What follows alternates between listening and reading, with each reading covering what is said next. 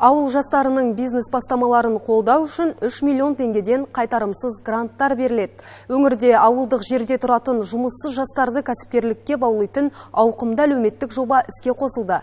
Бағдарлама аясында қатысушылар бизнес жоспар әзірлеуді тегін меңгеріп, өз стартаптарын қорғайды. Нәтижесінде ең үздік деп танылған 10 жобаның әрқайсысына өз ісін дөңгелету үшін миллиондық қолдау үлестірілмек.